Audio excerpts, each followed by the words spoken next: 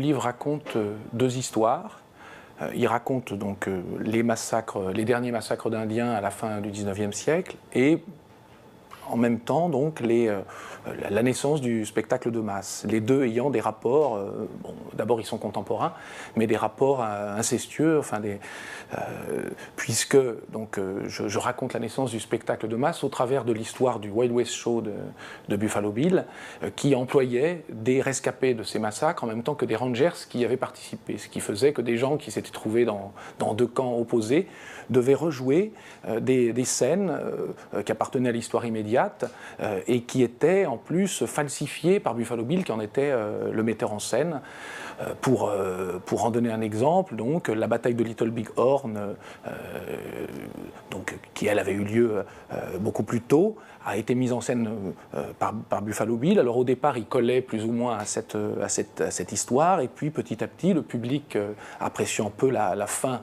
le public américain, donc la fin un petit peu terrible, la défaite américaine, demandant autre chose, Buffalo Bill a inventé ce qu'on appelle aujourd'hui le happy end, et donc a modifié la fin, et on a fait une victoire américaine. Alors, ce spectacle de masse, ce Wild West Show, a ceci de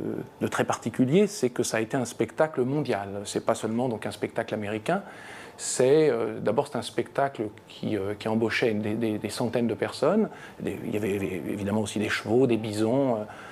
Ça se faisait dans une arène d'à peu près, je crois, 150 mètres de long. Donc c'est un très grand spectacle, si grand que d'ailleurs, quand il a voulu jouer en Europe et notamment en Italie, la ville de Rome a refusé que le spectacle soit joué au Colisée, puisque le Colisée était trop petit pour lui. Donc voilà, c'est dire qu'on est dans une dimension encore tout autre que celle des gladiateurs de l'Antiquité, etc.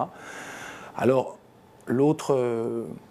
chose, c'est que c'est un récit qui est pour une part centré aussi sur la personnalité, la vie de Buffalo Bill lui-même, qui est totalement, elle aussi, liée au spectacle, puisque non seulement il n'a pas décidé de son nom lui a été donné lorsqu'il travaillait pour le chemin de fer par les employés du chemin de fer, mais il a raconté son histoire un jour à un écrivain de ce qu'on appelait les fanzines, qui était donc un margoulin de la grande époque de la fin du 19e, qui écrivait des romans de 4 sous, en fait, à succès, et qui cherchait une personnalité de l'Ouest représentative, un peu folklorique, et qui, à un comptoir, lui a demandé de raconter sa vie, et il a été séduit par ce que lui racontait Buffalo Bill, qui sans doute devait broder et exagérer, comme font les gens qui ont trop bu à un comptoir le soir, et lorsqu'on leur demande de raconter leur vie. Et à partir de ce qui lui avait été raconté, il a écrit donc tout un tas de feuilletons, en fait, sur Buffalo Bill. Si bien que Buffalo Bill, à l'Est, est devenu célèbre en l'ignorant, à tel point célèbre que son histoire a fini par être jouée sur scène à Broadway par un acteur, Jason Ward, et quand Buffalo Bill l'a appris, il a décidé lui-même de gagner New York et de jouer à la place de Ward. Il a donc dû, d'une certaine façon, se glisser dans sa propre peau, mais dans une peau totalement inventée, avec donc d'abord ce que lui y avait mis d'exagération pendant son récit à Buntline, et ensuite, évidemment, le tissage de feuilleton en feuilleton, le personnage que Buntline avait inventé, mais aussi ce que l'acteur lui-même en avait fait. Donc on a comme ça toute une